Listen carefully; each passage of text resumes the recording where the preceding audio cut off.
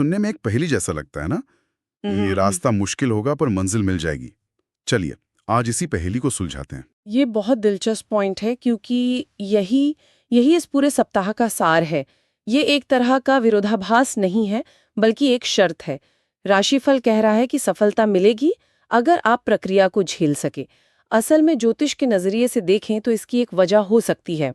देखिए, मेष राशि का स्वामी ग्रह मंगल है जो ऊर्जा और एक्शन का प्रतीक है।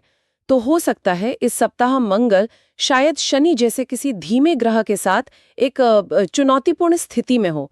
तो एक तरफ से आप आगे बढ़ना चाहते हैं, रफ्तार पकड़ना चाहते हैं, पर दूसरी तरफ से कोई शक्ति ब्रेक लगा रही है और कह रही है रुको, पहले प्लान बनाओ, सब्र रखो। यही वो रुकावट है। अच्छा, तो ये ग्रहों की एक तरह की रस्साकशी है जिसमें हमें बीच में फंसा दिया गया है। ये तो सुनने में और भी ज्यादा तनावपूर्ण लगता है। मतलब क्या ये हफ्ता बस संघर्ष करने के लिए ही बना है? नहीं नहीं, संघर्ष नहीं, मैं कहूंगी ये एक ट्रेनिंग वीक है। जैसे जिम में आप भारी वजन उठाते हैं तो मांसपेशियों में तनाव होता है ना। हाँ, दर्द भी होता है, बिल्कुल। पर वही तनाव उन्हें मजबूत बनाता है। ये सप्ताह भी ठीक वैसा ही है। ये आपके धैर्य की, आपकी लगन की परीक्षा ले रहा है। इसीलिए इसमें जो सलाह दी गई है कि जल्दबाजी से बचें, वो बहुत बहुत मायने रखती है। इसका सीधा मतलब है कि इंस्टेंट रिजल्ट्स की उम्मीद छोड़कर प्रोसेस पर फोकस करना होगा। ठीक है, मैराथन की तैयारी, स्प्रिंट नहीं। ये नजरिया बेहतर है। तो इसी मैराथन का पहला पड़ाव है करियर, जहां लगता है कि रास्ता थोड़ा पथरीला है। जी, साफ लिखा है कि काम का दबाव बढ़ेगा और सीनियर्स की नजर आपके काम पर रहेगी। अब ये सुनने में तो ऐसा लगता है कि कोई माइक्रोस्कोप लेकर आपके हर काम को देख रहा है। हाँ, और ये किसी को भी असहज कर सकता है, बिल्कुल। लेकिन चलिए इसे दूसरे एंगल से देखते हैं। जब कोई आपके काम को इतनी बारीकी से देख रहा है तो ये अपनी काबिलियत दिखाने का सबसे बड़ा मौका भी तो है। सोचिए, अगर आप इस दबाव में भी अच्छा काम करके दिखाते हैं तो इसका असर कितना गहरा होगा। ये आपके प्रोफेशनलिज्म और डेडिकेशन को साबित करने का एक स्टेज बन सकता है। ठीक है, मैं आपकी बात समझ रहा हूँ कि ये एक अवसर हो सकता है, लेकिन जो इंसान पहले से ही काम के बोझ तले दबा हुआ है, शायद बर्नआउट महसूस कर रहा हो, उसके लिए ये सलाह टॉक्सिक पॉजिटिविटी जैसी नहीं लगेगी। क्या ये कहना आसान नहीं है कि दबाव को अवसर में बदलो? बहुत ही वाजिब सवाल है। और नहीं, हर तरह का दबाव अच्छा नहीं होता। और यहीं पे राशिफल की दूसरी सलाह काम आती है, ऑफिस पॉलिटिक्स से दूरी बनाए रखें। ये बहुत महत्वपूर्ण है। देखिए, मनोवैज्ञानिक तौर पर हमारे पास एक सीमित मानसिक ऊर्जा होती है। अगर आप उस ऊर्जा को ऑफिस की गॉसिप में, लड़ाई झगड़ों में खर्च कर देंगे तो असल काम के लिए आपके पास ऊर्जा बचेगी ही नहीं। तो राशिफल ये नहीं कह रहा कि आप हर तरह का दबाव झेलें, बल्कि ये कह रहा है कि अपनी ऊर्जा को सही जगह लगाएं। तो ये एक तरह की एनर्जी मैनेजमेंट की रणनीति है। फोकस वहां करो जहां नतीजा मिलेगा। इसी से जुड़ा एक और पेज है। इसमें लिखा है कि जो लोग नौकरी बदलने की सोच रहे हैं उनके लिए सप्ताह का दूसरा भाग बेहतर है। इसका क्या मतलब निकालें? क्या पहले भाग में ये सारा दबाव झेलने के बाद ही कोई नया दरवाजा खुलेगा? बिल्कुल, ये बहुत ही प्रैक्टिकल सलाह है। जब आप पर पहले से ही इतना प्रेशर हो, उस समय नौकरी छोड़ने जैसा बड़ा फैसला लेना, वो अक्सर भावनाओं में बहकर लिया गया फैसला हो सकता है। शायद आप सिर्फ उस तनाव से भागना चाह रहे हो। राशिफल इशारा कर रहा है कि सप्ताह के अंत तक या तो ये दबाव कम हो जाएगा या आप इसके आदी हो जाएंगे और ज्यादा साफ सोच पाएंगे। तब आप जो भी फैसला लेंगे वो एक शांत मन से लिया गया होगा, ना कि घबराहट में। काम पर इस तरह का दबाव, इसका असर तो यकीनन जेब पर भी पड़ता होगा। राशिफल पैसों के बारे में क्या कह रहा है? आपका कनेक्शन बिल्कुल सही है। देखिए, जीवन के सारे पहलू कैसे एक दूसरे से जुड़े हैं। यहाँ पर राशिफल सावधानी बरतने को कह रहा है। आय सामान्य रहेगी, लेकिन सलाह है कि फालतू खर्चों से बचें और किसी को उधार ना दें। यह बहुत तार्किक है, एक तरह की वित्तीय किलेबंदी है। जब आपके करियर के मोर्चे पर थोड़ी अनिश्चितता है तो यह समझदारी है कि आप अपने आर्थिक मोर्चे को मजबूत रखें। पर इसमें एक अच्छी खबर भी है जो थोड़ी राहत देती है। लिखा है कि पुराने निवेश है कहीं अटका हुआ पैसा मिल सकता है। तो एक तरफ हमें खर्च पर लगाम लगानी है और दूसरी तरफ से पैसे आने की भी उम्मीद है। ये थोड़ा संतुलन बनाता है। हाँ, और ये हमें एक गहरी बात सिखाता है। आज जो ये रुका हुआ पैसा मिलने की संभावना है, ये शायद अतीत में लिए गए सही वित्तीय फैसलों का ही नतीजा है। तो ये सप्ताह न केवल वर्तमान में सावधानी बरतने के लिए कह रहा है, बल्कि ये भी याद दिला रहा है कि आज की गई बचत का फल भविष्य में मिलता है और उधार देने से बचने वाली सलाह वो भी इसी से जुड़ी है। जब आप खुद अपनी वित्तीय स्थिति को स्थिर कर रहे हो तो दूसरों की जिम्मेदारी लेना वो जोखिम भरा हो सकता है। ये स्वार्थी होना नहीं है, बल्कि पहले अपनी ऑक्सीजन मास्क लगाना है। पहले अपनी ऑक्सीजन मास्क लगाएं। ये बात समझ आती है। चलिए अब इस करियर और पैसे के तनाव से निकलकर निजी जिंदगी की तरफ चलते हैं। यहां पर जो मुख्य शब्द है वो है संवाद, मतलब कम्युनिकेशन। चाहे वो शादीशुदा जिंदगी हो या प्रेम संबंध, हर जगह बातचीत पर जोर दिया गया है। और ये बहुत जरूरी है, क्योंकि अक्सर हम काम का तनाव और चिड़चिड़ाहट घर ले आते हैं। कल्पना कीजिए, आप ऑफिस के तनाव के बाद घर आते हैं और आपका पार्टनर पूछता है कि दिन कैसा था।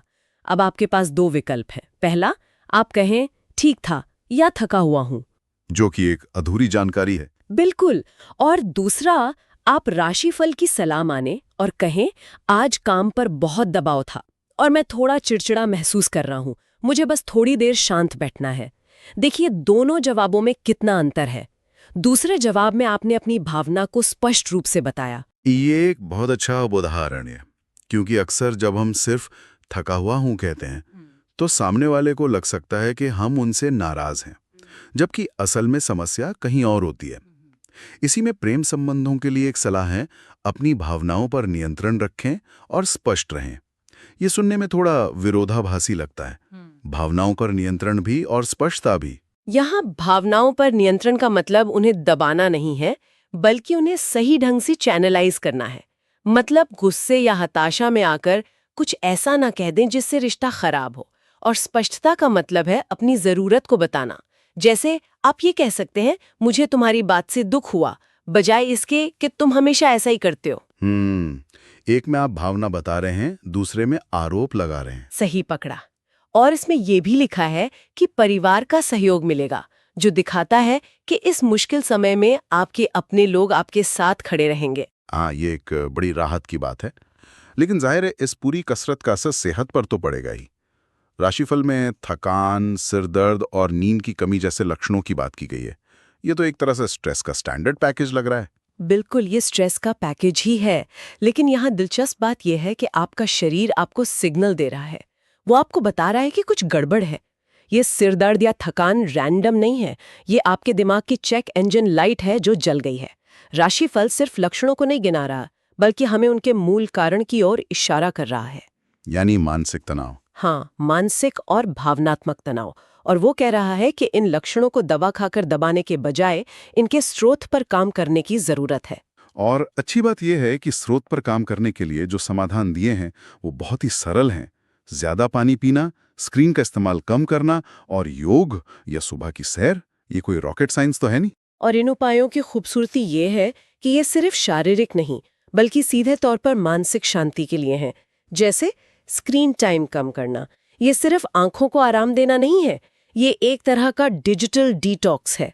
लगातार आने वाले नोटिफिकेशंस, ईमेल, ये हमारे दिमाग को एक हाई अलर्ट मोड में रखते हैं।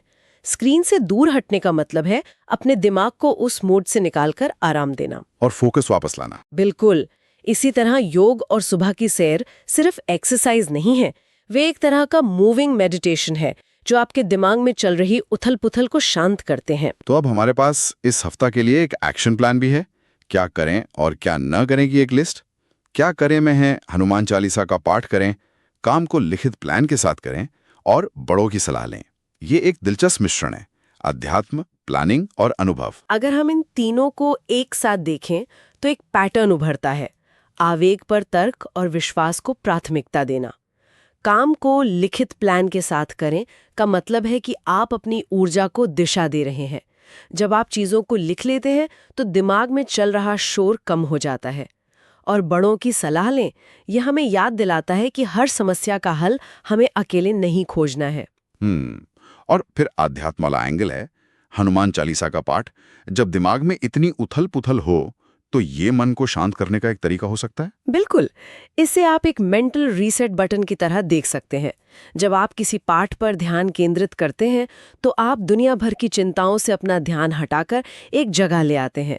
और क्या ना करें वाली लिस्ट, गुस्से में निर्णय ना लें, बेवजह बहस से बचें और जल्दबाजी में नौकरी ना छोड़ें।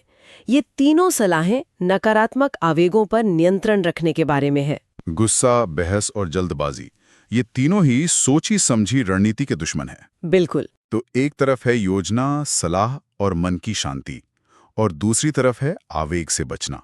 बहुत ही संतुलित गाइडेंस है। इसके साथ ही शुभ दिन, शुभ रंग, शुभ अंक का भी जिक्र है। ये चीजें कैसे काम करती हैं? इन्हें आप मनोवैज्ञानिक बूस्टर कह सकती हैं।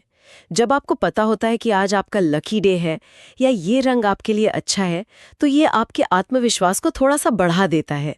ये एक प्लेसिबो इफेक्ट की तरह हो सकता है, लेकिन अगर ये आपको बेहतर महसूस कराता है तो इसमें कोई हर्ज नहीं है। तो कुल मिलाकर मेष राशि वालों के लिए ये सप्ताह 100 मीटर की दौड़ नहीं बल्कि एक मैराथन है, जिसमें रफ्तार से ज्यादा स्टैमिना और सही रणनीति की जरूरत है। धैर्य, योजना और स्पष्ट संवाद। ऐसा लगता है कि इस सप्ताह सफलता की चाबी इन्हीं 3 चीजों में छिपी है। हर चुनौती के साथ एक अवसर भी आ रहा है, बस उसे पहचानने की नजर चाहिए। आपने बिल्कुल सही सारांश दिया। ये सप्ताह संतुलन का है। एक्शन और